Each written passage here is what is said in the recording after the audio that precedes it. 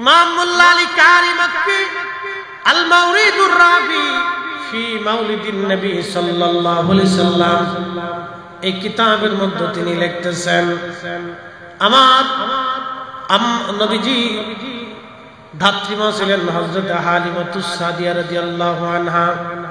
তিনি আসতেছিলেন মক্কাতুল মুকাররমায় ধাত্রীমা হওয়ার জন্য। হযরত হালিমা বললেন, দুনিয়ার মানুষে আমার ঘরের মধ্যে বড় অভাব এসে গেল, ক্ষুধার কারণে আমি জীর্ণ শীর্ণ হয়ে গেলাম, আমার উটের দুধ পর্যন্ত কমে গেল, গাধা পর্যন্ত দুর্বল হয়ে গেল, আমার ছোট্ট বাচ্চাটা দুধ না পেয়ে জীর্ণ শীর্ণ হয়ে গেল, এতই পরিমাণে অভাব। চিন্তা করলাম মক্কাতুল মুকাররমে একবার যাইয়া যদি একটা বাচ্চা ধাত্রী হিসেবে নিয়ে আসতে পারি, তাহলে মোটা অঙ্কের কিছু পয়সা করে আমি পাবো। সেই আশা নিয়ে সুদূর তায়েফ থেকে রওনা করলাম। যারা হালিমাতুস সাদিয়া রাদিয়াল্লাহু আনহার বাড়ি তায়েফে গিয়েছেন, সেটা বহু দূর। এখন তো রাস্তা হয়ে গেছে, তখন রাস্তাঘাটও ছিল না, পাহাড়ি আঁকা বাঁকা ওই চিকন জীর্ণ শীর্ণ রাস্তা বেয়ে বেয়ে তারা আসতো। কি কঠিন জমানা ছিল সেই দিন। হালিমাতুস সাদিয়া রাদিয়াল্লাহু আনহা বলেন, স্বামীকে সাথে নিয়ে ছোট্ট শিশু আমার কোলের বাচ্চাকে কোলে নিয়ে রওনা হয়ে গেলাম। আমার ছোট্ট মেয়েটাও সাথে ছিল। একটা উট একটা গাধায় চড়ে আমরা সবাই রওনা হয়ে গেলাম। খুব জীর্ণ শীর্ণ, ধীরে ধীরে ধীরে ধীরে আস্তে আস্তে আমি যে সময় আসি তার 3 দিন আগে সবাই বাচ্চা কাচ্চা নিয়ে চলে গেছে।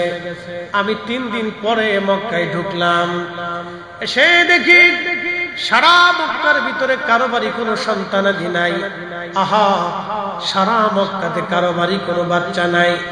একটা বাচ্চা আছে আমেনার ঘরে, আব্দুল্লাহর সন্তান, কিন্তু সে মারা গিয়েছে। তারা গরিব, বাবা ঘরে নাই, কে আমাদের এই ভরণ পোষণ দিবে? অর্থ গরিব, কে বিনিময় দিবে? কেউ নাই, এতিম বাচ্চা ছিল না। স্বামীকে বললাম, স্বামী চলো আমরা তায়েফে ফিরে চলে যাই। স্বামী ডাক দিয়ে বলেন, হালিমা ফিরে তো চলেই যাব, কোনো বাচ্চা তো সারা মক্কায় না, একটা এতিম বাচ্চা আছে। হালিমা রে, ফিরে তো চলেই যাব রে হালিমা, একটা বার চলো, বাচ্চা নেই বা না নেই, চেহারাটা দেখে আসি কেমন। চেহারাটা মিলাদুন নবীর মাহফিলে অনেকে পছন্দ করবে না, কিন্তু একটাবার যদি আইসা বসে চিন্তা করি, দেখে আসি কেমন, তাও তকদির ঘুরে যেতে, তাও তকদির ঘুরে যেতে। ফতোয়া তো পরে দেন, ফতোয়া পরে মারেন, একবার আসেন বসে, তকদির ঘুরে যেতে। কি কথা কারণ একবার আসেন বসেন, তকদির ঘুরে যেতে। হালিমাতুস সাদিয়া ডেকে বলেন, স্বামী তাহলে চলে একটা নজর দেখে আসি বাচ্চাটা কেমন। হালিমাতুস সাদিয়া বলেন, আমরা ধীরে ধীরে গেলাম জাবালে আবু কুবাইস পাহাড়ের পাদদেশ। যদি কোনোদিন মদিনাতে মক্কায় যান, দেখবেন আবু জাহেলের বিরাট বড় বাড়ি ছিল তখন। কারণ বর্তমানে যত বড় ল্যাট্রিন করা হয়েছে তত বড় আবু জাহেলের বাড়ি। পুরা বাড়িতে একটা ল্যাট্রিন বানাইছে তো বাংলাদেশি ইঞ্জিনিয়ার। মারহাবা কর। ওই ল্যাট্রিন যে বানাইছে বাংলাদেশি ইঞ্জিনিয়ার বুদ্ধি দিছে, এইখানেই বানায়। আল্লাহু আকবার। বাঙালি বলে কথা, বিরাট বুদ্ধি দিয়ে দিচ্ছে সৌদি সরকারকে, এইখানেই বানায়।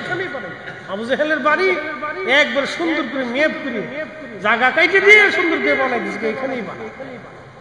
সারা জীবন হাজিরা সন্তুষ্ট হবে, আসবে একটু কুত্তে হইলেও বুঝতে থিয়ে দেবে।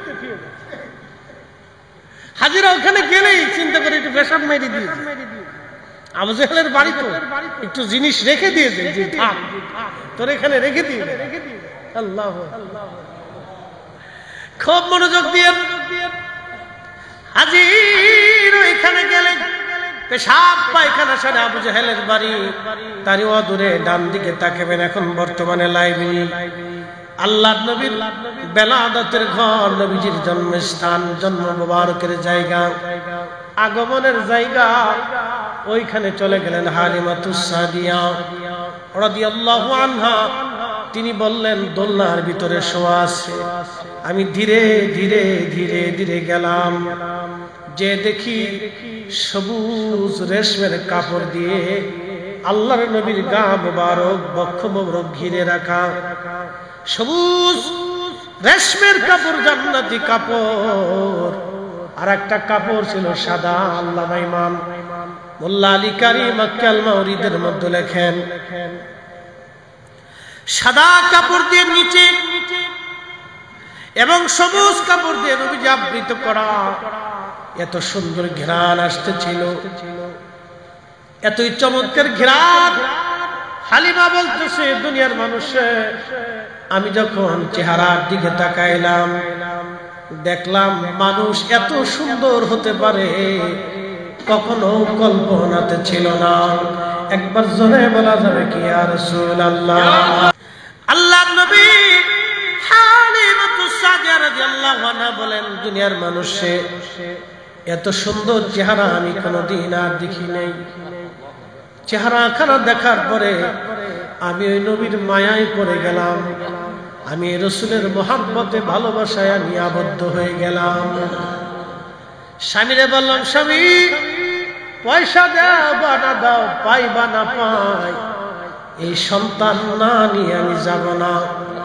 মানুষ এত সুন্দর কি করে হতে পারে, বাচ্চা এত সুন্দর কি করে হতে পারে? দেখবেন মায়েরা ছোট ছোট বাচ্চা দেখলে তারা আদর করে, আল্লাহ তাদের কলিজার ভিতরে বাচ্চাদের প্রতি ভালোবাসা দিয়ে দেয়।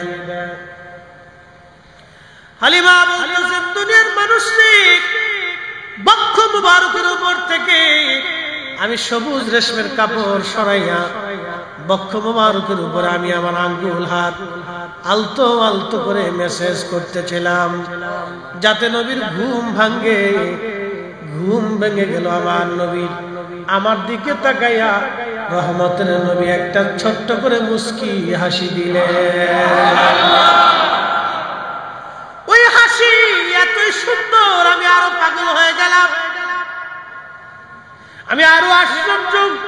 মোল্লা আলী কারি মক্কি কিতাবের মধ্যে লিখতেছেন, জুলফি মুবারকের মাঝখানে কপাল মুবারক, এই কপাল মুবারকের মাঝখান থেকে একটা নূর মুবারক বের হলো। এই নূর মুবারক বের হয়ে আসমানের দিকে খিলালাস সামা, মধ্য আকাশ পর্যন্ত ওই নূর মুবারক চলে গেল। হালিমাতুস সাদিয়া বলেন, আমি কপাল মুবারকে চুমা খাইলাম। চুমা খাই আমি বুঝতে পারলাম এই শিশু সাধারণ কোন শিশু না।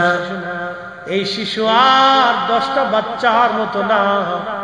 কোলের মধ্যে নিলাম আমি, আমার স্তনের দুগ্ধ ধরে পান করাইলাম। আমি দুর্বল ছিলাম, সবল হয়ে গেলাম। আমার উট একটা দৌড় দিয়ে কাবা শরীফের সামনে যাইয়া, হেরেমে খুদার ঘরের সামনে যাইয়া আমার উট সেজদার মধ্যে পড়ে গেল। উট সেজদার মধ্যে পড়ে গেল, উট সেজদার মধ্যে পড়ে গেল দৌড়াইয়া। আল্লাহু আকবার। হালিমাতুস সাদিয়া বললেন, আমি আমার রাসূলকে আদর করতে লাগলাম, খাওয়াইতে লাগলাম। স্বামী উট নিয়ে এসে দহন করার জন্য উট দহন করলেন। এক কাতরা দুধ হতো না, যে উটের পাতিল ভরে দুধ নিয়ে আসলেন স্বামী। এসে ডাক দিলেন, হালিমা টাকা না পাইলে ওই বাচ্চা ছাড়া আমরা তায়েফে ফিরে যাব না রে হালিমা। এটা কেমন বরকতের বাচ্চা রে হালিমা, আজকে এত পরিমাণে দুধ দিয়েছে, আমার সংসার যেন বরকতে ভরে গেছে। সারা রাত্র আমরা এমন আরামে আনন্দে কাটাইলাম। হালিমাতুস সাদিয়া বললেন, আমাদের অভাব সেই দিন থেকে দূর হয়ে গেল। নবীরে পাইয়া আমার বারবার কাবা শরীফের সামনে যাইয়া সিজদায় পড়ে যেতে লাগলো। জোরে বলা যাবে আল্লাহু আকবার। বনের যত পশু ভক্তি করতই দুই চরণ, ওরে বনের যত ভক্তি করতই দুই চরণ, মেঘমালা ছায়া দিত গায় গো নবীজি, আপনাকে দেখিবার মনে চায়, আপনাকে দেখিবার মনে চায় গো নবীজি, কোন সাধনে পাইব তোমায়। সালাত ইয়া রাসূলুল্লাহ,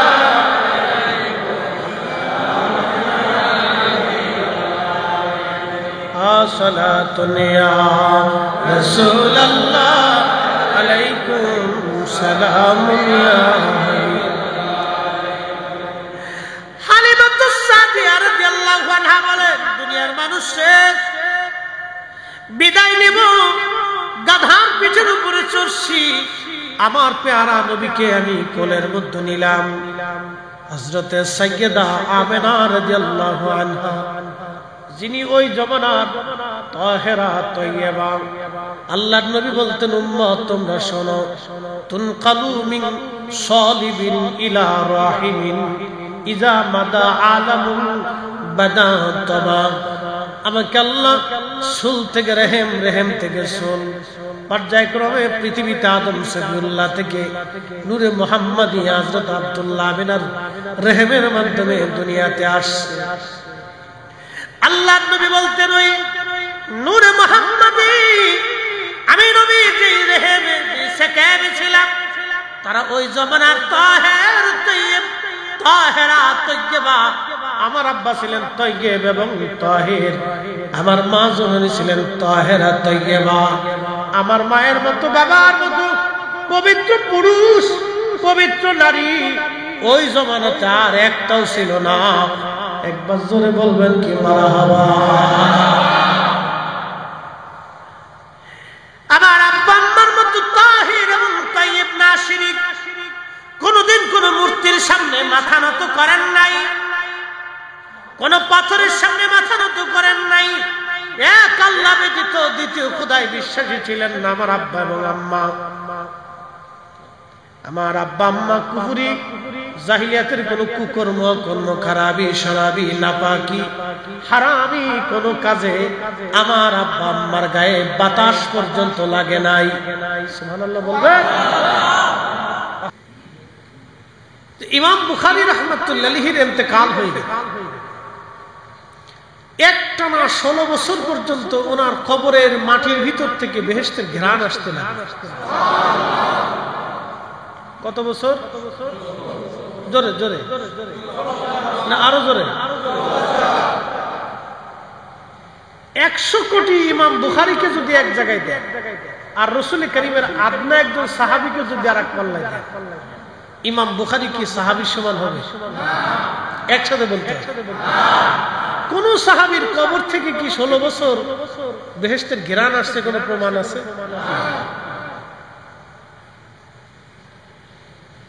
বুঝে থাক। কেন 16 বছর ওনার কবর থেকে ঘ্রাণ আসলো? উনি আল্লাহ রাসূলের হাদিসের বিরাট একটা খেদমত করে গেছেন। কার হাদিসের? আল্লাহ হাবিবের হাদিস শরীফের বিরাট একটা খেদমত। আল্লাহ নবীর কদমের গোলামির জন্য, নবীর কদমের গোলামির জন্য রাসূল করিমের জবানের পবিত্র কথাকে বিশুদ্ধকরণের মাধ্যমে, সনদের মাধ্যমে সংরক্ষণ করে মুসলিম উম্মাহের যে বিরাট খেদমত তিনি করছেন, এই কারণে আল্লাহ পুরস্কার স্বরূপ ওনার কবরটাকে বেহেশতের বাগান বানাইছেন। আজকে মিলাদুন নবীর মাহফিল কাকে কেন্দ্র করে? নবীকে কেন্দ্র। ইমাম বুখারীর কবর উজালা হলো কাকে কেন্দ্র করে? নবীকে কেন্দ্র। একসাথে বলবেন আল্লাহু আকবার। ইমাম বুখারী যদি রাসূল করিমের জবান নিঃসৃত বাণী হাদিসের খেদমতের কারণে ওনার কবর উজালা হতে পারে, তাহলে আল্লাহ রাসূলের আগমনে সন্তুষ্ট হয়ে আল্লাহর জিকির ফিকির ইবাদতের মজলিস কায়েম করার কারণে আল্লাহ বেজার হবে কেন? কি এক পাগলের দেশে বাস করে। হযরতে ইমামুল আযম আবু হানিফা রাহমাতুল্লাহি আলাইহি যেদিন ইমাম বুখারীরও বহু বছর আগের একজন ইমাম, ওনার উস্তাদের নাম ইমাম ইব্রাহিম নখী রাহিমাহুল্লাহ, তিনার উস্তাদের নাম হযরত আব্দুল্লাহ ইবনে মাসউদ রাদিয়াল্লাহু আনহু, তিনার উস্তাদের নাম রাহমাতুল লিল আলামিন, আর তিনার উস্তাদের নাম রব্বুল আলামিন। বুঝেন, আল্লাহর ছাত্র আমার নবী, নবীজির ছাত্র হযরত আব্দুল্লাহ ইবনে মাসউদ, তিনার ছাত্র ইমাম ইব্রাহিম নখী রাহিমাহুল্লাহ, তিনার ছাত্র পৃথিবীর সর্বশ্রেষ্ঠ আলেমদের একজন ইমাম আবু হানিফা রাহমাতুল্লাহি আলাইহি। ও বাজান, ৮০ বছর পর্যন্ত, দুঃখিত ৪০ বছর পর্যন্ত এশার ওযু দিয়ে একটানা ৪০ বছর ফজরের নামাজ পড়েছেন। তিনি আমাদের মাযহাবের ইমাম।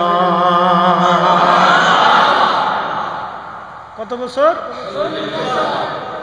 যা কোনো সাহাবীর জীবনের ইতিহাসে, যা কোনো সাহাবীর জীবনের ইতিহাসে, কোন সাহাবীর জীবনের ভিতরে নাই।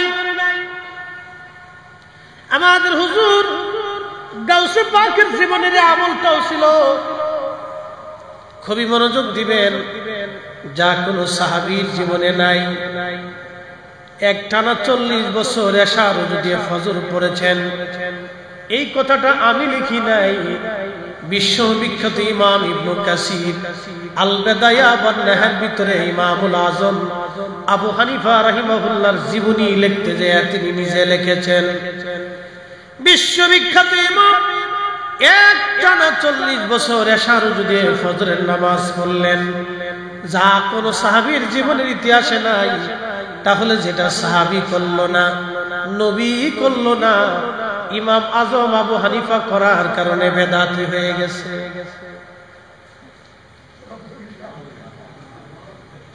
বুঝে যেতে হবে ইবাদতটা কার ছিল।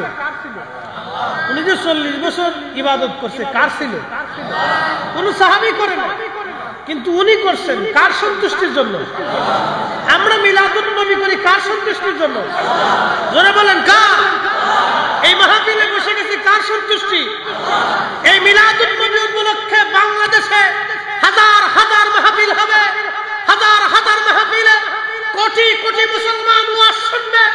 আমার রাসূলুল্লাহর মহব্বত তাদের অন্তরে আসবে, নবীর সুন্নতের প্রতি তারা ধাবিত হবে, কোরআনের মজলিসে তারা বসবে, সুন্নতের মজলিসে তারা বসবে, জিকিরের মজলিসে বসবে, দুআর মজলিসে বসবে। যদি মিলাদুন নবীর মাহফিল না হতো, তাহলে কোটি কোটি মুসলমানের নিয়ামত থেকে বঞ্চিত হতো। যারা এর বিরোধিতা করবে তারাই বর্তমান জমানার আযাসীন। কথা বলেন ঠিক না? এগুলি হলো অসুস্থ, এগুলি হচ্ছে অসুস্থ। আপনাদেরকে বুঝতে হবে। প্রিয় উপস্থিতি, আমি সূক্ষ্ম একটু পয়েন্ট থেকে আপনাদেরকে বুঝাইলাম, আরো একটু আগাই যাই। বিশ্ববিখ্যাত একজন ইমাম, তিনি ঘুমিয়ে আছেন জান্নাতুল বাকির ভিতরে। তার নাম ইমাম মালিক ইবনে আনাস রাদিয়াল্লাহু আনহু,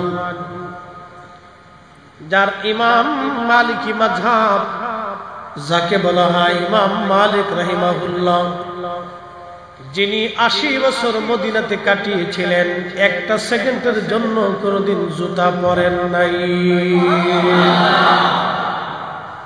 আমার দিকে তাকাবেন।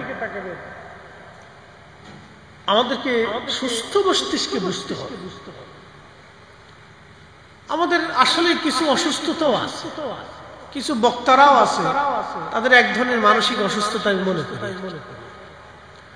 মনোযোগ দিয়ে ইমাম মালিক রাহিমাহুল্লাহ ৮০ বছরের জীবনে উনি মদিনাতে কোনোদিন জুতা পরেন। মদিনার হাউদ তো চিনেন যারা মদিনাতে গেছেন, একটা সীমানা আছে, ওই সীমানার ভিতরে দাজ্জাল ঢুকতে পারবে না। সেটা মদিনা ইউনিভার্সিটি থেকে শুরু করে একবার উহুদ পাহাড়ের শেষ প্রান্ত দিয়ে মদিনার একটা সীমানা আছে। এই মদিনা শরীফের সীমানার ভিতরে দাজ্জাল কখনোই প্রবেশ করতে। বর্তমান সৌদি আরবের বাদশার একটা বাড়ি আছে পাহাড়ের উপরে, ওই পাহাড়টা মদিনার সীমানার বাহিরে চলে গেছে। অর্থাৎ দাজ্জাল ওই পাহাড়ের পাশ দিয়ে আসার চেষ্টা করবে, কিন্তু ফেরেশতারা মদিনা শরীফের চারপাশে পাহারা দিতে থাকে। দাজ্জাল যখনই আসবে ফেরেশতারা তখনই দাজ্জালকে পিটাবে। আল্লাহু আকবার। তো খুব মনোযোগ। হযরত ইমাম মালিক ৮০ বছর মদিনা শরীফে জুতা পরলেন না, জুতা পায়ে দিলেন না, থুতু নিক্ষেপ করলেন না। মদিনা শরীফের সীমানার ভিতরে তিনি পায়খানা পেশাব করলেন না। আপনি একটু ফিকির করবেন, চিন্তা করবেন, কত গরম, প্রচন্ড গরমে পায়ের মধ্যে ফুসকা পড়লেও তিনি পায়ে হেঁটে হেঁটে মদিনার সীমানার বাহিরে যাইয়া পেশাব পায়খানা সারতেন। থুতু নিক্ষেপের প্রয়োজন হলে মদিনার মাটির মধ্যে ফেলতেন না। আহা, কত বড় আদব! এখন প্রশ্ন করি, জবাব দিবেন। এই যে কাজগুলি ইমাম মালিক মদিনাতে কখনো করতেন না, এটার একমাত্র কারণ ছিল রসুলের মহাব্বত, নবীকে কেন্দ্র করে। কথা বলেন ঠিক কিনা? আল্লাহর নবীকে কেন্দ্র করে, উদ্দেশ্য করে ওনাকে প্রশ্ন করা হলো, ও হ্যাঁ ইমাম মালিক, পৃথিবীতে কত বড় বড় আলেম, কত বড় বড় ইমামরা আছেন, তারা আসলো মদিনায় সবাই জুতা পরে, মদিনার ভিতরে সবাই পায়খানা পেশাব সারলো, আপনি কেন মদিনার ভিতরে পেশাব পায়খানা করেন না? ইমাম মালিক রাহিমাহুল্লাহ জবাব দিতেন, দুনিয়ার মানুষে, এই জমিনের মাটির ভিতরে এমন একজন মহামানব ঘুমিয়ে আছেন, আল্লাহর নবী যেখানে ঘুমানো, এইখানে আমি ইমাম মালিক কি করে পায়খানা পেশাব সারবো, জুতা পাই দিব? আমি ইমাম মালিকের জীবন থাকতে এটাও হতে পারে না। চিৎকার মেরে ধরে বলেন আল্লাহু আকবার।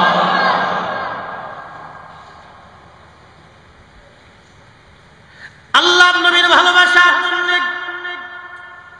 100 বারের মতো আল্লাহর নবীর সঙ্গে তার স্বপ্নে জিয়ারত হয়ে গেল। সুবহানাল্লাহ। কি আছে? প্রশ্ন করি, জবাব দিবেন। কোন বেদাতির সঙ্গে কি নবী দেখা দেয়? কোন বেদাতির সঙ্গে কি নবী দেখা দেয়? আবার বলেন, কোন বেদাতির সঙ্গে কি নবী দেখা দেয়? জুতা পরলেন না, পায়খানা করলেন না, পেশাব করলেন না, থুতু ফেললেন না, যা কোন সাহাবীর জীবনের ইতিহাসের মধ্যে লেখা নাই। কিন্তু ইমাম মালিক সেটা করলেন। সাহাবী যেটা করলো না, ইমাম মালিক সেটা করলো। ইমাম মালিক যেটা করেছেন সেটা রাসূলকে কেন্দ্র করে, নবীর সম্মানের জন্য করার কারণে আল্লাহর নবী তার সঙ্গে 100 বার স্বপ্নে দেখা দিয়েছে। মিলাদুন নবী কাকে কেন্দ্র করে? জোরে জোরে জোরে জোরে জোরে। এই মাহফিল কাকে কেন্দ্র করে? এই মাহফিল কাকে কেন্দ্র করে? বেদাতি হয়ে জাহান্নামে গেল আপত্তি কি? আপত্তি আসেনি আপনাদের? কোন আপত্তি নাই। আমরা রাসূলকে কেন্দ্র করে বাগান সাজাই। কেউ অসন্তুষ্ট হলেও আমাদের কিছু করার, কারণ রাসূলকে কেন্দ্র করে মাহফিল সাজাইছি। আল্লাহু আকবার। ভুবনের প্রিয় মুহাম্মদ এলো রে দুনিয়া,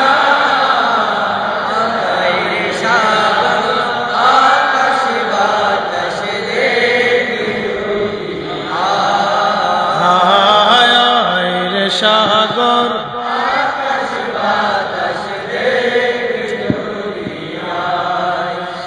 ধুলির ধরা বেহেশত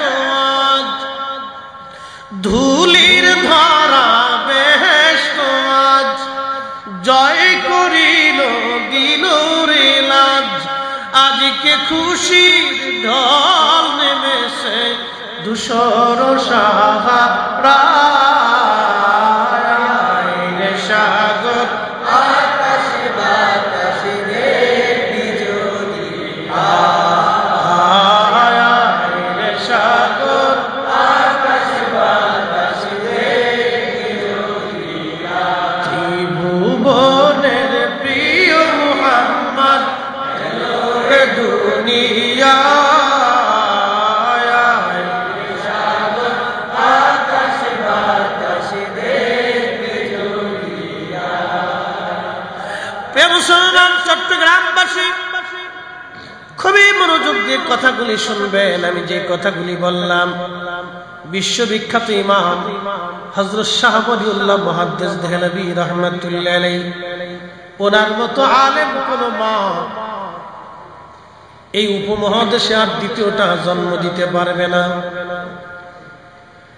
শাহ সাহেবের মতো মুহাদ্দিস এই উপমহাদেশের মুহাদ্দিস কুল শিরোমণি শাহ ওয়ালিউল্লাহ মুহাদ্দিস দেহলভী রাহমাতুল্লাহ আলাইহির মতো কোন আলেম এই জমিনে আর কোন মা কোনদিন জন্ম দিতে পারবে না। আদ-দুররুস সামিন ফি মুবাশশিরাতিন নবিয়্যিল আমিন এই কিতাবের মধ্যে তিনি লেখেন ওনার আব্বা হুজুর বিশ্ববিখ্যাত ওলি এবং মুহাদ্দিস শাহ আব্দুর রহিম মুহাদ্দিস দেহলভী রাহমাতুল্লাহ আলাইহি ওনার পীর মুর্শিদ হযরত শাইখ আল্লামা আব্দুল্লাহ আকবরাবাদী রাহমাতুল্লাহ আলাইহি ওনার পীর মুর্শিদ হযরত শাহ আদম বিন নুরি রাহমাতুল্লাহ আলাইহি তিনার পীর মুর্শিদ হাজার বছরের মুজাদ্দিদ শাইখুনা ইমামনা হযরত মুজাদ্দিদ আল হুসাইনি সিরহিন্দি রাহমাতুল্লাহ আলাইহি আল্লাহর মহান ওলি প্রত্যেক বছরে মিলাদুন নবীর মাহফিল করতেন।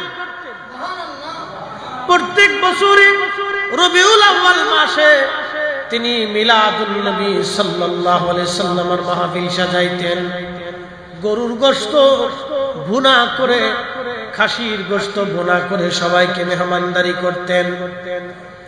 এক বছর দারুণ অভাব এসে গেল, তেমন কোন ইন্তজাম ওনার কাছে নাই। শাহ ওয়ালিউল্লাহ মুহাদ্দিস দেহলভী রাহমাতুল্লাহ আলাইহি বলেন আমার আব্বা জান সোলার চনাবুট এনে সবাইকে সোলার চনাবুট রান্না করে মিলাদুন নবী পালন করলেন। মেহমানদারি শেষ হয়ে গেল, বাড়ি চলে গেলেন সবাই। রাত্রিবেলা শাহ আব্দুর রহিম মুহাদ্দিস দেহলভী রাহমাতুল্লাহ আলাইহি ঘুমানো, স্বপ্নের ঘরে দেখতেছে রাহমাতুল লিল আলামিন তশরীফ এনেছে। বেদাতিরে নবী স্বপ্ন দেখা, বেদাতিরে নবীজি স্বপ্ন দেখায়? কোন শিরিকিকে নবী স্বপ্ন দেখায়? কখনোই। পৃথিবী উল্টে যাবে, কোন বেদাতিকে নবী স্বপ্ন দেখাবে না। কোন বেদাতিকে নবী স্বপ্ন দেখায় না, কোন পাপিষ্ঠকে নবী স্বপ্ন দেখায় না। আল্লাহর নবী যার উপরে খুশি তাকেই শুধু নবীজি স্বপ্ন দেখান। সহিহুল বুখারীর কিতাবুর রুজ্জাতে আল্লাহর নবী বলেন মান রাআনি ফিল মানামি ফাকাদ রাআল হক, যে আমাকে স্বপ্ন দেখলো সে বাস্তবে আমি নবীকে দেখলো। যে স্বপ্ন দেখেছে সে বাস্তব নবী দেখেছে। আমি নবী নিজে গিয়েছি, নবী গেছি, ছবি যাই নাই। নবী আসে, ছবি আসে না। নবী নিজে স্বপ্নে আসেন, ছবি আসে না। আল্লাহর নবী বললেন যে আমাকে স্বপ্ন দেখেছি সত্যি সে আমি নবীকেই দেখলো, কারণ আমি নবীর সুরত শয়তান ধরতে পারে না। পৃথিবীর সব কিছুর সুরত শয়তান ধরতে পারে, কিন্তু আমি নবীর সুরত শয়তান ধরতে পারে না। আমি নবী স্বপ্ন দেখা দিলাম তো বাস্তবেই দেখা দিলাম। আমি নবী কথা বললাম তো বাস্তবেই কথা বললাম।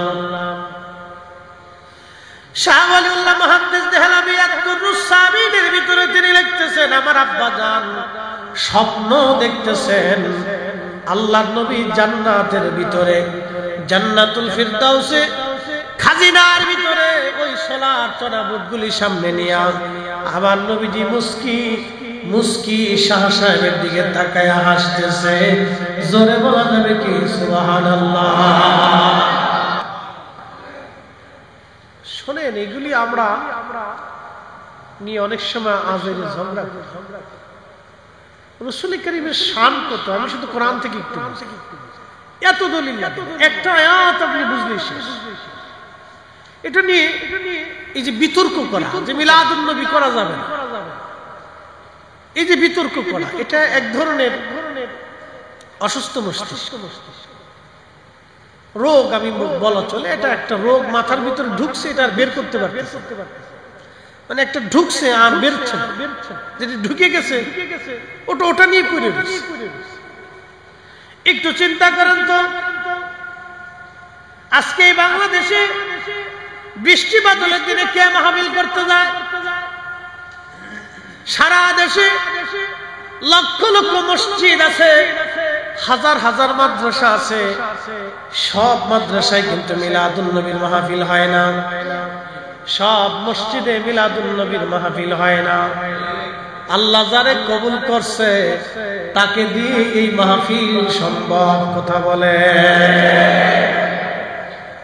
অ্যাটেনশন। এই যে বৃষ্টির দিনে মাহফিল হচ্ছে, কে মাহফিল দিতে যাবে? আজকে যদি মিলাদুন নবীর মাহফিল না হতো তাহলে আপনারা কি এখানে বসতেন? আমি আসতাম। তাহলে দোয়া, জিকির, ইবাদত, এই যে কোরআনের আলোচনা, সুন্নাহের আলোচনা, এটা হতো? এগুলি বন্ধ করে দেওয়াটা, এটা তো আজাজিল খুশি হবে। বন্ধ করে দিলে দিতে পারে, আপনি বন্ধ করে দিলে দিতে পারে, কিন্তু খুশি হবে কি? শয়তান। আমাদের দেশে অনেকেই বলে দোয়া নাই, না করলে চলে। আচ্ছা, দোয়া বন্ধ করে দেন তো খুশি হবে কে? শয়তান। দোয়া বন্ধ করে দেন, খুশি হবে কে? শয়তান। বাড়িতে মিলাদ হয়, বাড়ি বাড়ি ঘরে ঘরে কি হয়? মিলাদ হয়। মিলাদে অনেক সময় দেখা যায় যে মানুষ তলবেলায় কিরামদের কিনে, উলামায়ে কিরাম কিনে কোরআন খতম দেয়। আবার অনেক বাড়িতে বুখারীও খতম। অনেক যারা ভালো আরো চিন্তা করে যে আমি আরেকটু ভালো করে দিব, তো অনেক বাড়িতে আমি সিলেটে দেখছি বুখারী শরীফ খতম, বরকতের জন্য করে। তো কোরআন শরীফ খতম হয়, কোরআনের চাইতে তার বুখারী বড় না। কি কথা ঠিক কিনা? কোরআনের চাইতে তার বুখারী বড় না। কোরআন খতম যেখানে, তো বরকতের জায়গা, তো কোরআন খতম। এখন ফতোয়া দিলেন যে এটা বেদাত, তো বন্ধ করে দিচ্ছে, তো বাড়িতে আর কি হয় না? কোরআন খতম হয়। তো লাভ হয়েছে কার? শয়তানে। লাভ কার হয়েছে? আমরা বন্ধ করে দিলে দিতে পারি, লাভ কিন্তু শয়তান, আমাদের কোনো লাভ। প্রিয় উপস্থিতি, খুব মনোযোগ দিয়ে কোরআন শরীফ বলতেছে, ওয়াইদ আখাযাল্লাহু মিসাকান নাবিয়্যিন।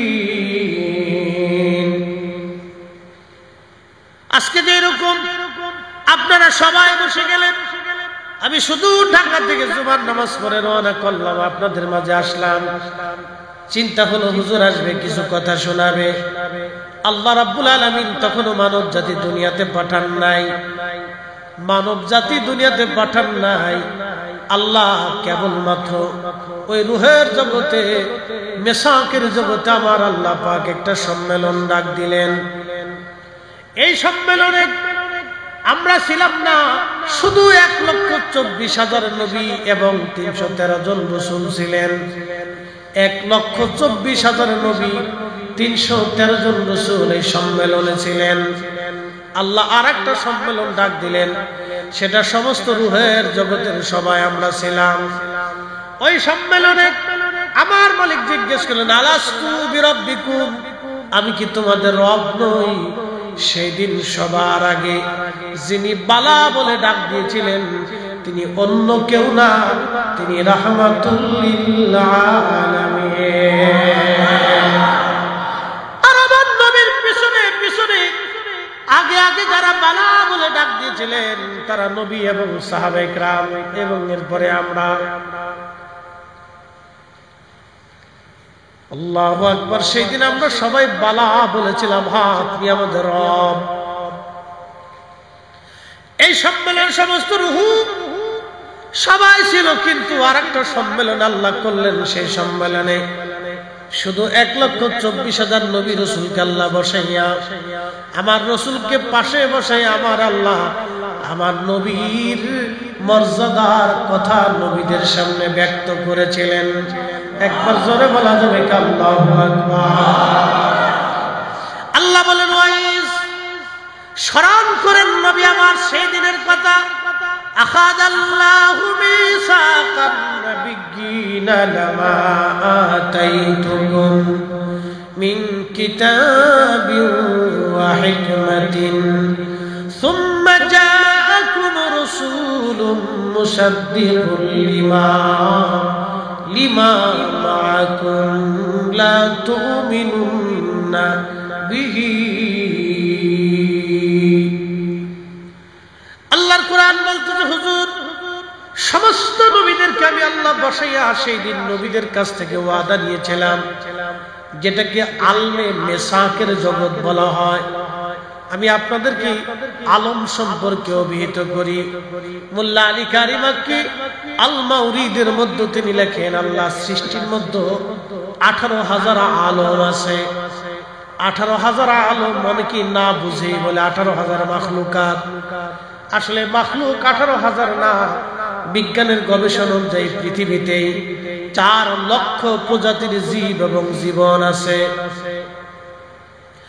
বিজ্ঞানীদের গবেষণায় 4 লক্ষ প্রজাতির জীব এবং জীবন আছে। মানুষ সহ 4 লক্ষ প্রজাতির জীব জীবন। বিজ্ঞানের গবেষণায় ভুল হতে পারে, আরো বেশি জীব জীবন আল্লাহর সৃষ্টির মধ্যে আছে, কিন্তু প্রজাতি হলো 4 লক্ষ। মানুষ, গরু, ছাগল, হাঁস, মুরগি, ভেড়া, বকরি, কুত্তা, বিলাই, যত প্রজাতির জীব জানোয়ার সৃষ্টির মধ্যে আছে সব মিলে 4 লক্ষ প্রজাতির জীব জানোয়ার। 4 লক্ষ প্রজাতির জীব আল্লাহর পৃথিবীর মধ্যে আছে। মোল্লা আলী কারি লিখতেছেন 18,000 মাখলুক না, 18,000 আলম। আলম মানে জগৎ, আলামিন মানে জগৎ সমূহ। আলমকে একটা জগৎ বোঝানো হয়। যে পৃথিবীর মধ্যে আপনি আছেন, এই পৃথিবীটা একটা জগৎ। এই পৃথিবীর পরে কবরের জগতে আপনি চলে যাবেন, সেটা আলমে বারজাখের জগৎ, কবরের জিন্দেগি বলা হয়। এখন আপনি আছেন দুনিয়ার জগতে, তার আগে ছিলেন আপনি রেহেমের জগতে। আলমুর রেহেম, মায়ের পেটের ভিতরে 6 মাস সর্বনিম্ন সীমা। কারো 10 মাসও হতে পারে, 8 মাসও হতে পারে, 7 মাসও হতে পারে, 9 মাসও হতে পারে, কিন্তু সর্বনিম্ন সীমা হলো 6 মাস। মায়ের রেহেমের ভিতরে আল্লাহ আপনাকে তৈরি করলেন। কোরআন বলতেছে, বাদা খালকাল ইনসানি মিন তিন। আমি মানব জাতির সৃষ্টির সূচনা করেছি, মাটি থেকে আমি মানুষের সৃষ্টির সূচনা করলাম।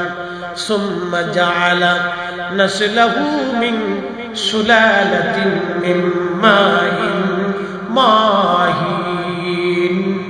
এবং মানুষের বংশ বিস্তার করলাম মিন সুলালাতিন মিন মাইন মাহিন।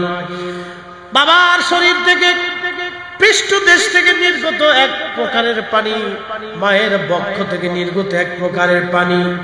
2 পানিটাকে আল্লাহ মায়ের আধারে নিরাপদ স্থানে আল্লাহ পাক জমা করলেন। একত্রিত করি আমার রব, আমার আল্লাহ রাব্বুল আলামিন 40 দিন পর্যন্ত এই পানিটাকে মায়ের রেহেমে আল্লাহ রিফাইন করলেন।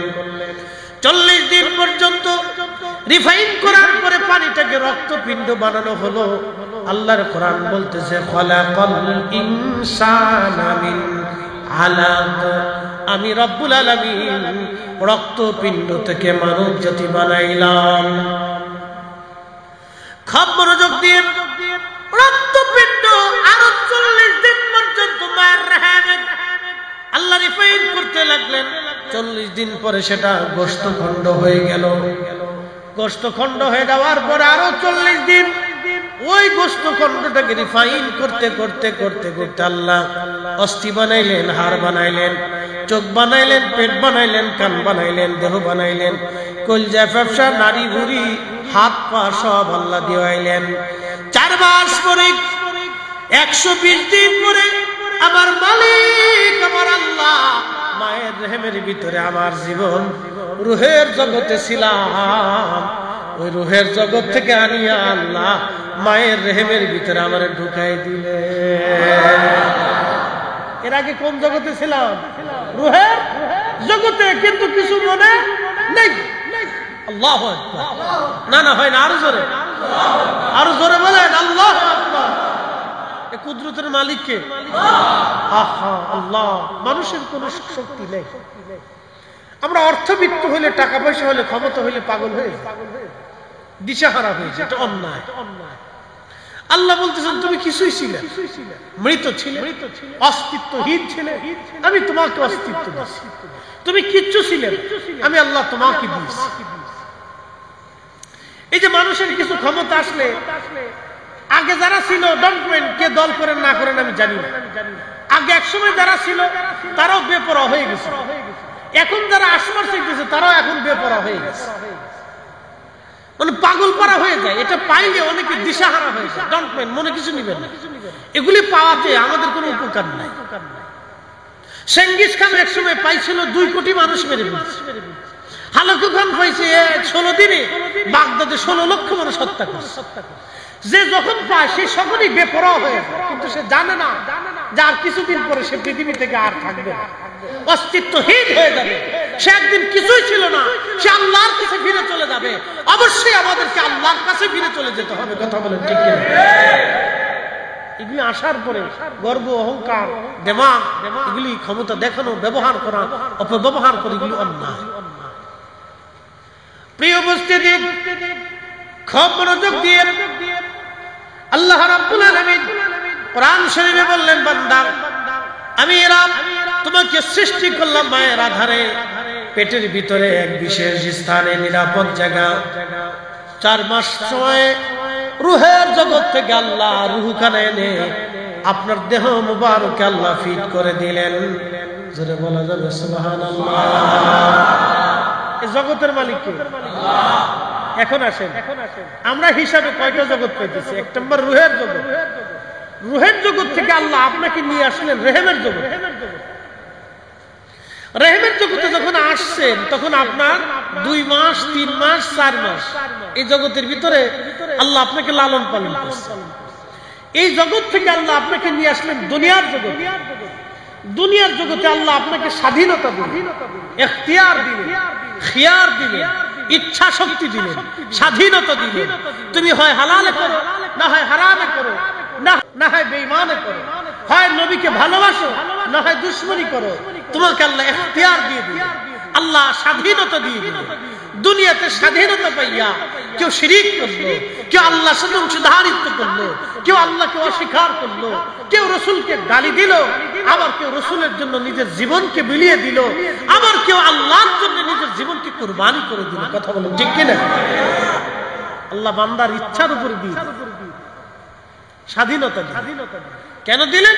তাও কোরআনে আল্লাহ বলতেছেন, আল্লাযী খালাকাল মাউতা ওয়াল হায়াতা লিয়াবলুয়াকুম আইয়ুকুম আহসানু আমালা।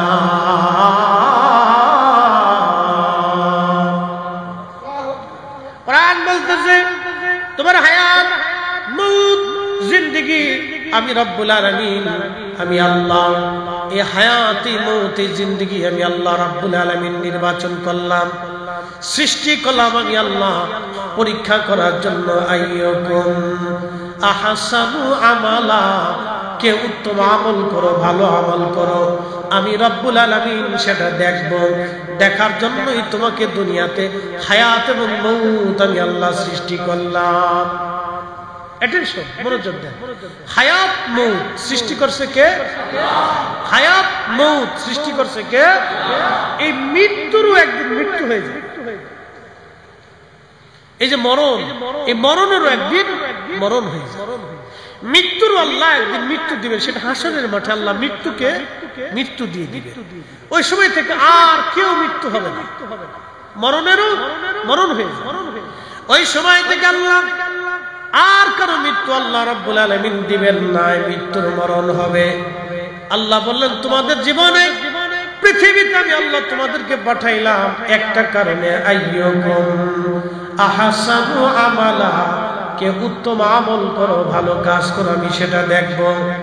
পৃথিবীর মধ্যে কে ভালো কাজ করো আমি আল্লাহ সেটা দেখব। সেটা দেখার জন্যই আমি রব্বুল আলামিন তোমাদেরকে পাঠাইলাম। খুব মনোযোগ দিয়ে আল্লাহ রাব্বুল আলামিন দুনিয়াতে আমাদেরকে পাঠাইলেন। দেখেন, আমাদের হাতে কোনো ক্ষমতা নাই, শক্তি নাই। ওই যে রেহেমের জগতে, রূহের জগতে ছিলাম, আলমে আরফাতে ছিলাম, সেখান থেকে আল্লাহ রেহেমের জগতে আনলেন। রেহেম থেকে আমার আল্লাহ পাক দুনিয়ার জগতে আনলেন। দুনিয়ার জগৎ থেকে আমার আল্লাহ কবরের জগতে নিয়ে যাবেন। কবরের জগৎ শেষ হয়ে যাওয়ার পরে আমার রব আমাদেরকে আবার হাসরের জগতে উঠাবেন।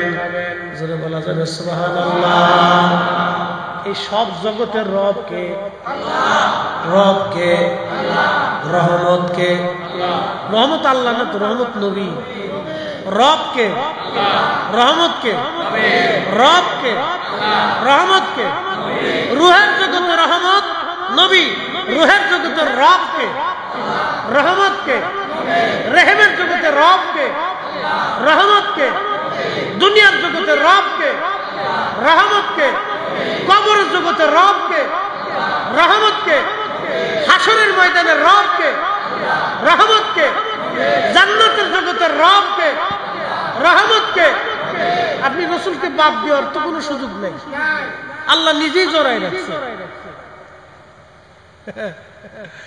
আলহামদুলিল্লাহি রাব্বিল আলামিন। সব জগতের রহমত রব আমি আল্লাহ হাবিব, আপনাকেও মাহরুম করি নাই।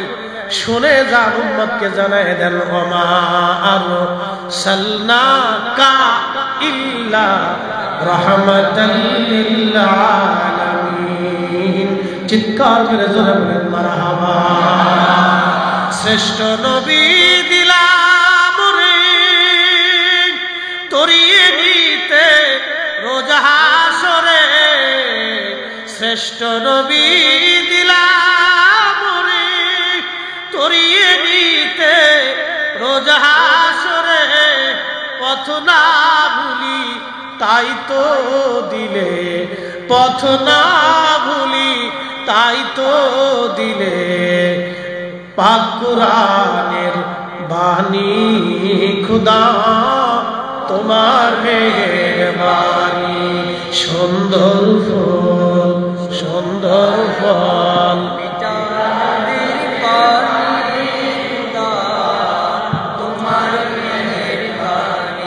খুদা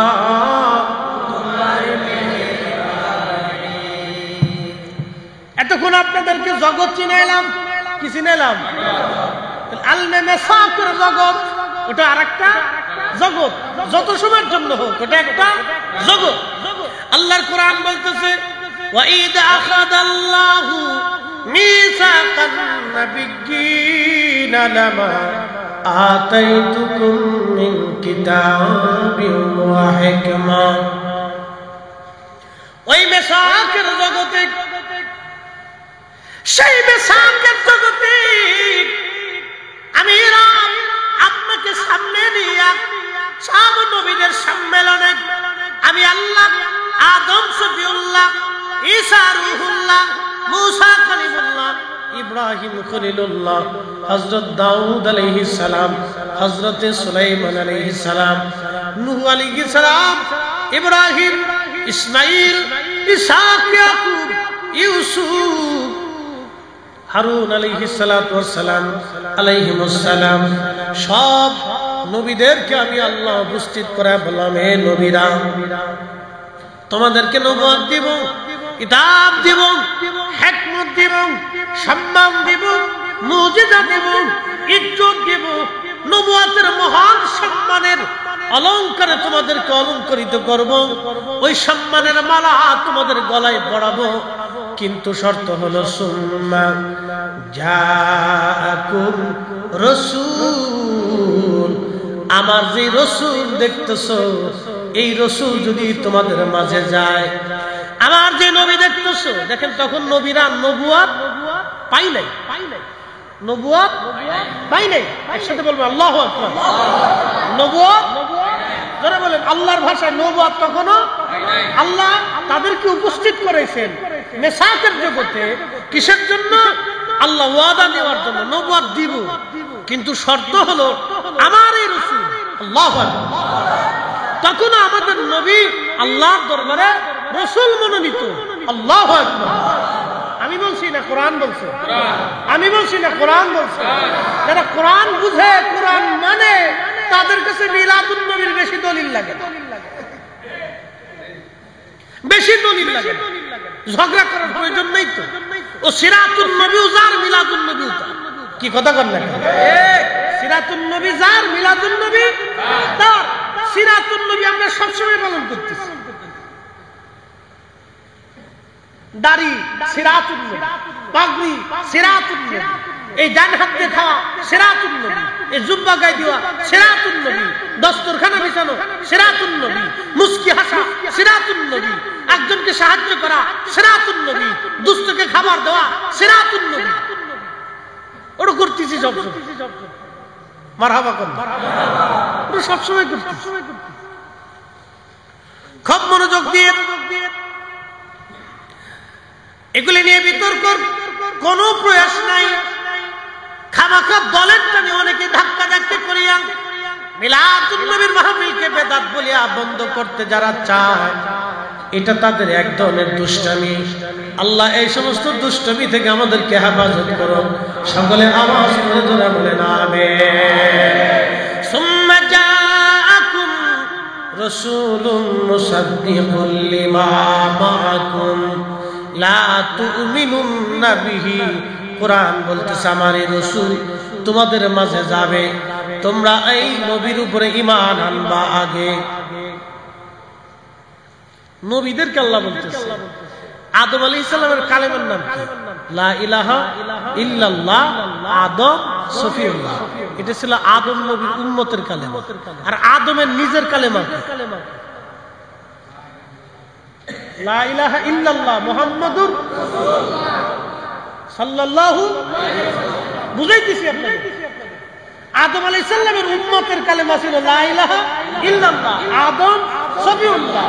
ইব্রাহিম আলাইহিস সালামের উম্মতের কালেমা লা ইলাহা ইল্লাল্লাহ ইব্রাহিম খলিলুল্লাহ। মুসা আলাইহিস সালামের উম্মতের কালেমা লা ইলাহা ইল্লাল্লাহ মুসা কালিমুল্লাহ। ঈসা রুহুল্লাহর উম্মতের কালেমা লা ইলাহা ইল্লাল্লাহ ঈসা রুহুল্লাহ।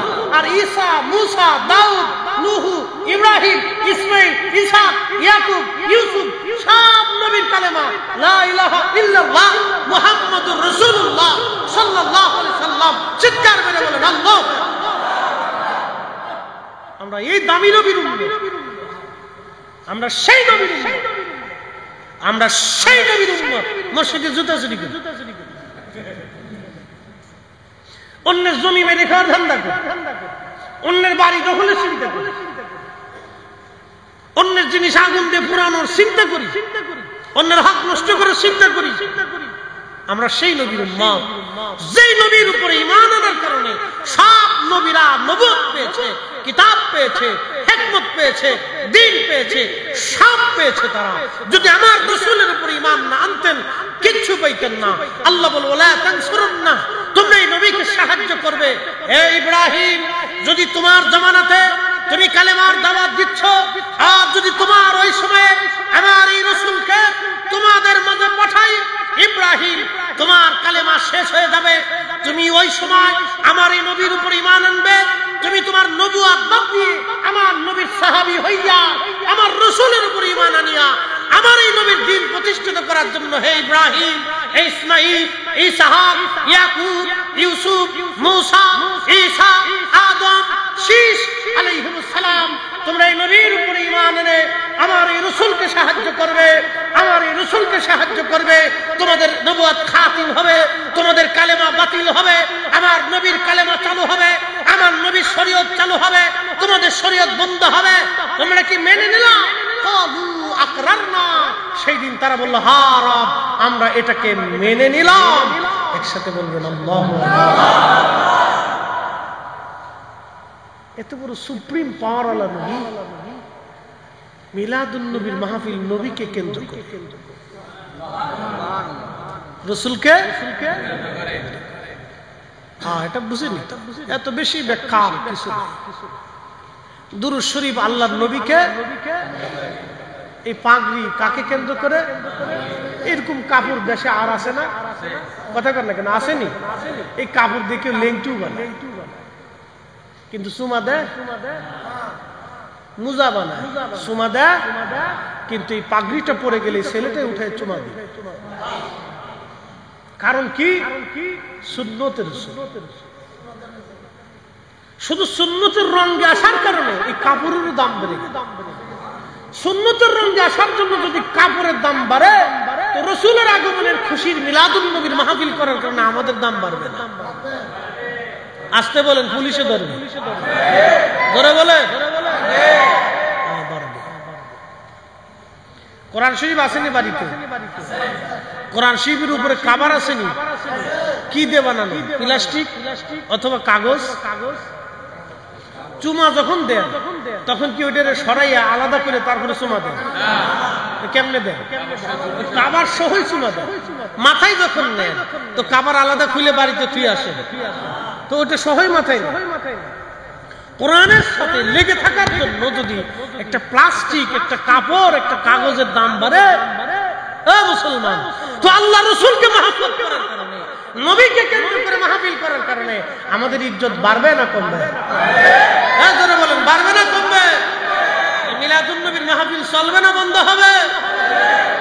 কারো বেদাতের ফতোয়ায় বন্ধ করা যাবে না। উনি বুঝুক না বুঝুক সেটা তার বিষয়, এটা আমার ফাংশন। মানুক না মানুক সেটা তার ইচ্ছা। পৃথিবীতে কেউ যদি মিলাদুন নবীর মাহফিল নাও করে, তো আল্লাহ রোজে আজল এটা কইরে নবী আলাইহিস সালাম শিখিয়ে দিয়েছে। এই জন্য আল্লাহর নবী খুবই মনোযোগ দিবেন। আল্লাহর হাবিব মিম্বার শরীফে দাঁড়াইয়া উম্মতের মাঝে নবীজি বলতেন, উম্মতেরা শোনো, দা ইব্রাহিম খলিলুল্লাহ, আমি ইব্রাহিম আলাইহিস সালাতু ওয়াস সালামের দোয়া। দেখেন, একটা প্রবাদ বলছিলাম, শরফুল মাকিনা ওয়া শরফুল মাকান, শরফুল মাকানে ওয়া শরফুল মাকিন। কিছু জায়গার কারণে মানুষের দাম বাড়ে, কিছু মানুষের কারণে জায়গার দাম বাড়ে। হযরত ইব্রাহিম খলিলুল্লাহ যখন দোয়া করতেন, আল্লাহ আপনি দয়া করে আমার নসলে, আমার বংশে আপনি আখিরি নবী রাহমাতুল লিল আলামিন রে পাঠাবেন। আল্লাহ আপনি আমার নসলে, আমার বংশে আখিরি নবী আপনি দয়া করে পাঠাবেন। যখনই দোয়া করতেন তখন ইব্রাহিম আলাইহিস সালাম এই কথা বলতেন, আল্লাহ গো, ওই নবীরে তুমি আমার বংশের মধ্যে পাঠায়ো, কারণ ওই নবীর চাইতে দামি নবী আর কেউ নাই। আল্লাহর নবী বলতেন, ওদা ইব্রাহিম খলিলুল্লাহ, আমি ইব্রাহিম আলাইহিস সালাতু ওয়াস সালামের দোয়ার ফসল। ইব্রাহিম আলাইহিস সালাম আমারে নিয়ে দোয়া করতেন এবং তার বংশে আসার জন্য আল্লাহর কাছে দরখাস্ত করতেন। তার অর্থ হলো ইব্রাহিম আলাইহিস সালাম আমার নবীর বরকত নেওয়ার জন্য তার নসলে, তার বংশে আসার দোয়া করতেন। সেই জন্য আল্লাহর নবী দুরূদ শরীফের ভিতরে ইব্রাহিম আলাইহিস সালামের নাম উল্লেখ করে দিয়া উম্মতে মুহাম্মাদের জন্য বাধ্য করে দিয়ে গেলেন। প্রত্যেক নামাজে দুরুদে ইব্রাহিম যেটা আমরা বলি, এটা মূলত আল্লাহর নবীর কৃতজ্ঞতা। ইব্রাহিম আলাইহিস সালাতু ওয়াস সালামের নামখানা উল্লেখ করে দিয়া তিনার মিল্লাতের বাবা ইব্রাহিম আলাইহিস সালাতু ওয়াস সালামকে আল্লাহর নবী নিজে সম্মানিত করে দিয়ে গেছেন। একবার জোরে বলা যাবে কি মারহাবা?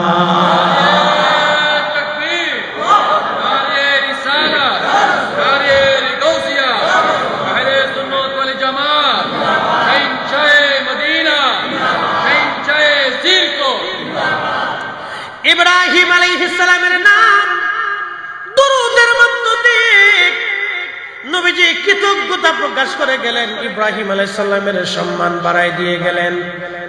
কারণ তিনি ইব্রাহিম আলাইহিস সালাম আমার নবীর জন্য দোয়া করতেন, আল্লাহ আমার নসলে পাঠায়ো, আমার বংশে তুমি আখিরি নবী পাঠায়ো, আখিরি নবী পাঠায়ো। সবসময়ের জন্য এই দোয়া করতেন। এই জন্য আপনারাও সবসময় দোয়া করবেন, আল্লাহ মৌত কালে আমার রসুলের দিদার নসিব করায় দিও। সবসময় যে দোয়া আপনি করবেন ওটা এক সময় কবুল হয়ে যাবে। এই জন্য আমরা দোয়ার শেষে বলি বিহাক্কে লা ইলাহা ইল্লাল্লাহু মুহাম্মাদুর রাসূলুল্লাহ সাল্লাল্লাহু আলাইহি ওয়াসাল্লাম। আল্লাহ এই কালেমার উপরে, এই ইয়াকিনের উপরে, বিশ্বাসের উপরে, এই কালেমার উপরে তুমি আমাকে প্রতিষ্ঠিত রেখে এই কালেমা নিয়ে কবরে দেওয়ার তৌফিক দাও। আমিন। এই দোয়াটা আমরা করছি, এই দোয়া আমরা সবসময়। এই জন্য কিছু বিষয় আমাদেরকে হাকিকত বুঝতে হবে। এই জন্য কিছু জায়গার কারণে মানুষের দাম বাড়ে, মানুষের কারণে জায়গার দাম বাড়ে। আমার রসুলের কারণে ইব্রাহিম আলাইহিস সালামের বংশের দাম বাড়ছে। কি কথা বলেন না কেন? নবীর কারণে ইব্রাহিম আলাইহিস সালামের কি দাম বাড়ছে? বংশের দাম বাড়ছে। এই জন্য দোয়া করতেন, আল্লাহ আমার নসলে, আমার বংশে তুমি আখেরি নবী দিয়ে দাও। আপনাকে বুঝে যেতে হবে। ইব্রাহিম আলাইহিস সালামের দুইটা সন্তান, ইসমাইল এবং ইসহাক।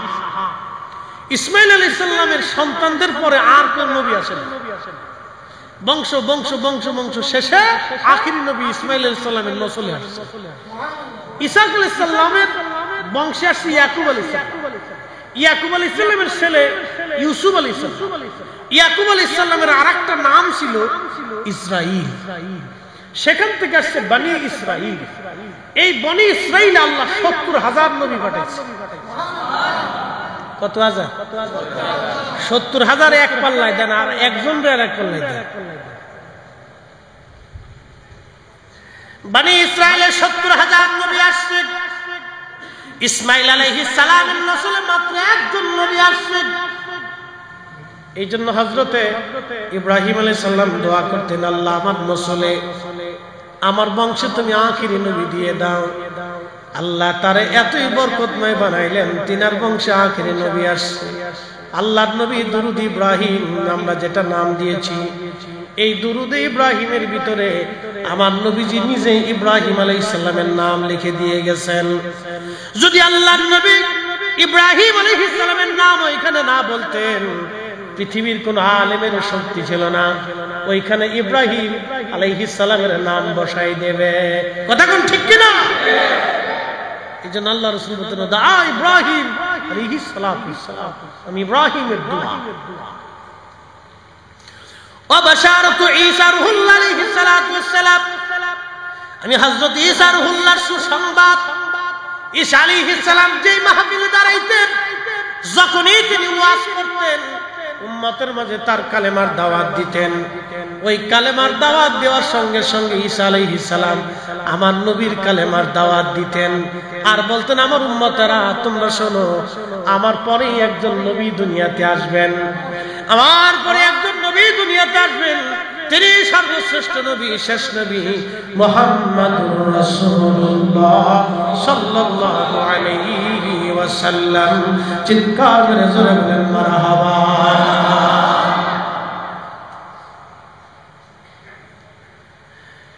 আল্লাহর নবী আর ডাক দিয়ে বলেন, সাহাবীরা তোমরা শুনিয়া নাও। সাহাবীরা, আল্লাহ রাব্বুল আলামিন যখন আমার মায়ের রহম থেকে দুনিয়াতে আমার আনলেন, আমার মা দেখলেন খারাজা মিনহা নূর, আমার মায়ের ভিতর থেকে নূর মুবারক বের হয়ে যায়।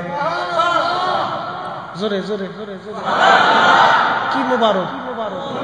জোরে বলেন, কি কি বের হয়? নবী নিজে বলতেছেন, আমি মাঠ থেকে আসার সময় মা দেখছে নূর। শুধু নূর দেখেনি নাই, নূরের আলোতে সিরিয়ার রাজ প্রাসাদ, শামের প্রাসাদ, কুসুর শামের রাজ প্রাসাদ পরিষ্কার দেখা গেছে। আরব থেকে, মক্কাতুল মুকাররমা থেকে, জাবাল আবু কুবাইসের পাহাড়ের পাদদেশে আল্লাহর হাবিবের পবিত্র গৃহ মুবারক, ঘর মুবারক থেকে হযরতে হামিনা রাদিয়াল্লাহু আনহা তিনি দেখেছেন কুসুর শাম, সেই নূরের আলোতে শামের রাজ প্রাসাদ দেখা যাচ্ছে। সেটা রোমানদের রাজ প্রাসাদ ছিল, রোমান সাম্রাজ্যের রাজধানী ছিল। সেই প্রাসাদ পরিষ্কার মতো দেখা যাচ্ছে। একসাথে বলা যাবে আল্লাহু আকবার। এখন বলেন হেদায়েতের আলো না অরিজিনাল আলো? হেদায়েতের নূর না অরিজিনাল নূর? আল্লাহর নবী ওই সময় সৃষ্টিতে আসার সময় অরিজিনাল নূর হয়ে এসেছিল। এখন আপনি মানলেও মানতে পারেন, না মানলেও মানতে পারেন। ধর্ম তো জোর করে মানানোর কিছু নাই। জোর করে মুসলমান বানানো যায়? অধিকার আছে ইসলামে যে গলার মধ্যে ছুরি দিয়ে রেখে বলছে বেটা কালমা পড়? যদি এটা হতো তাহলে সৃষ্টিতে মানুষত্ব থাকতো না। কারণ ক্ষমতা কিন্তু চিরস্থায়ী না। এই উপমহাদেশে বহু পথ পরিবর্তন হয়েছে। সেই মোহাম্মদ ঘুরি থেকে কাসেম থেকে শুরু করে রাজা বাদশা জয় পরাজয় আসছে, অলিরা আসছে। অলিরা কোনদিন জোর করে কাউকে কালেমা পড়েন নাই, কোন রাজা বাদশারাও কোনদিন জোর করে তলোয়ার ধরে কালেমা পড়েন নাই। কালেমা তারা তো জোর করে এগুলি মানানোর কিছু নাই। রসুলকে মহাব্বত করে এটা তো ভাগ্য। কি কথা কোন ঠিক কিনা? রসুলের পক্ষে থাকে এটাও তো ভাগ্য। তকদির, যার তকদির আছে সে পাবে, তকদিরে না থাকলে জোর করে পাওয়ার সম্ভব না। তো তারা খুব মনোযোগ দিয়ে আল্লাহর নবী বলতেছেন যে আল্লাহ রাব্বুল আলামিন আম্মাজানকে দেখে মায়ের ভিতর থেকে নূর মুবারক বের হয়ে আসে।